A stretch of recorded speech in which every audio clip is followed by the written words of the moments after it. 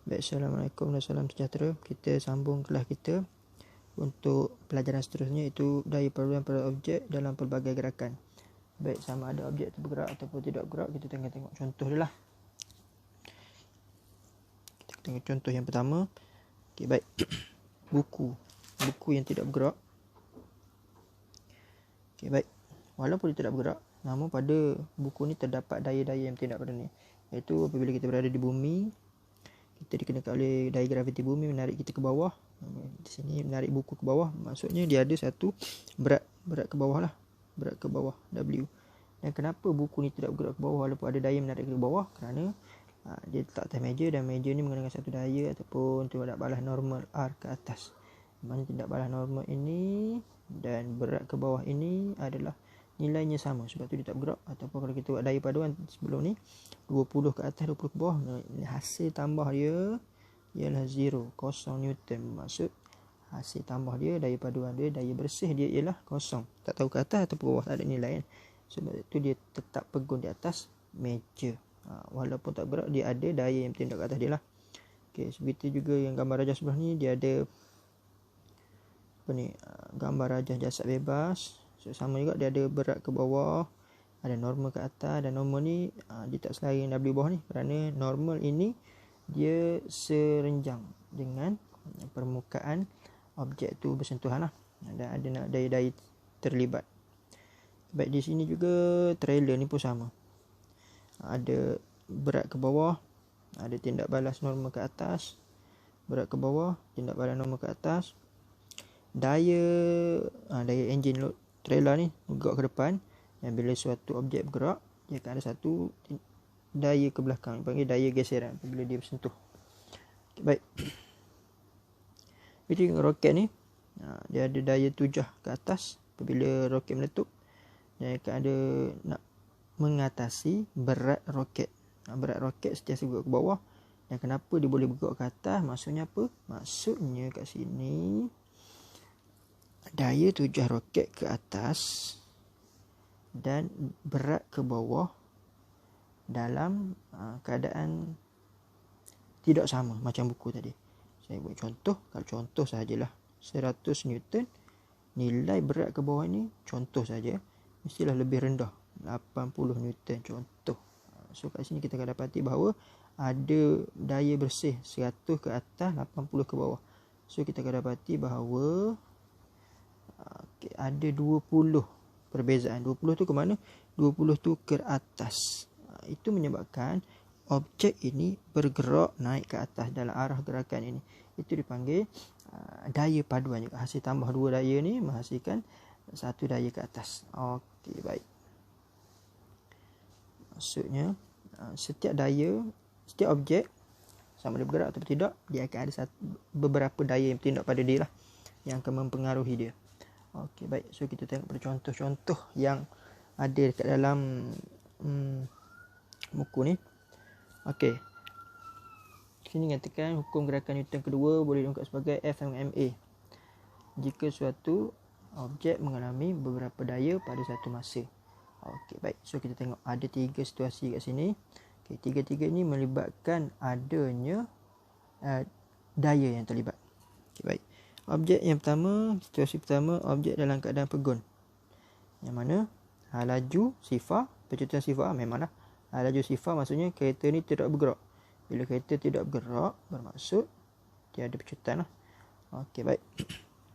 Walaupun tak gerak, walaupun tidak ada percontohan, walaupun tidak ada hal laju, tapi masih ada lagi daya yang bertindak pada dia. Apa daya dia? Yang ni tadi.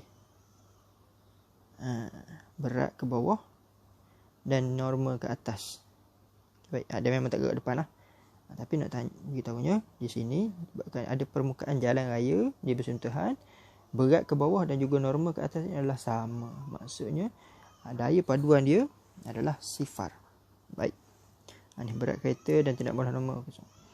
Yang seterusnya, situasi yang kedua, objek bergerak dengan hal laju seragam. Apa maksud dia? Objek bergerak dengan hal laju seragam, hal laju ke depan ya. Contoh, kereta ni dipandu pada hal laju 80 km sejam.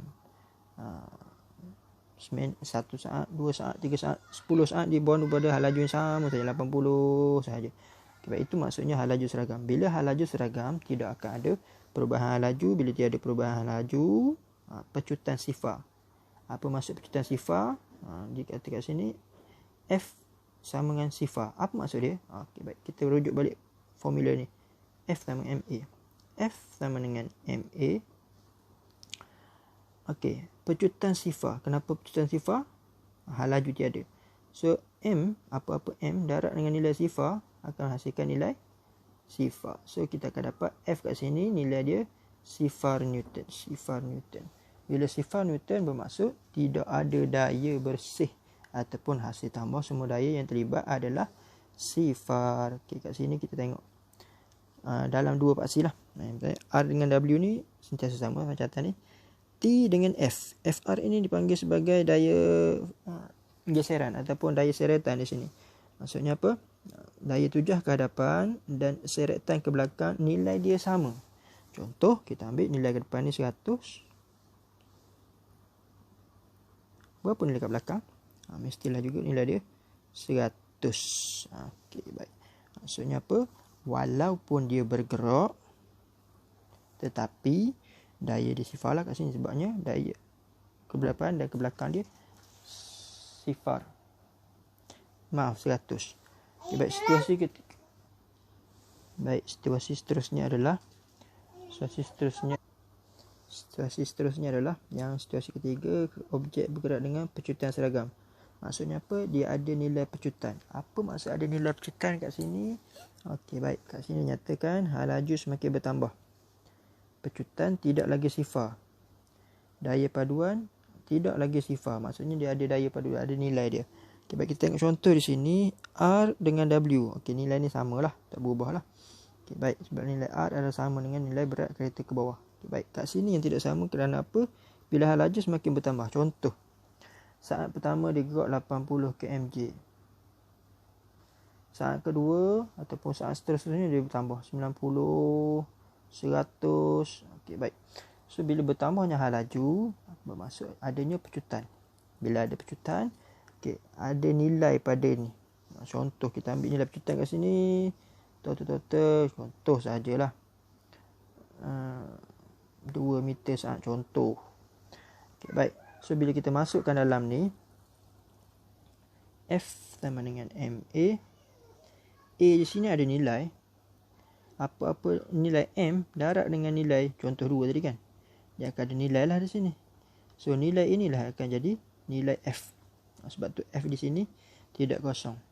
Okey, tidak sifar lah. Dia ada hasil tambah je, bukan sifar. Hasil tambah dia ialah suatu nilai. Dan nilai ini bergantung kepada kat mana?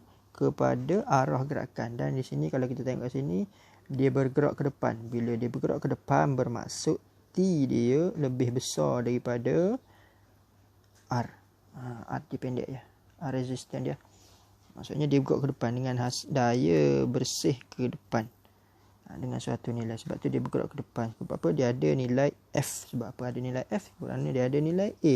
Kenapa dia ada nilai A? Kerana dia berlakunya perubahan hal laju. Okey, baik. Contoh-contoh itu saja. Yang seterusnya nanti kita akan bincangkan aktiviti ataupun contoh di sebelah.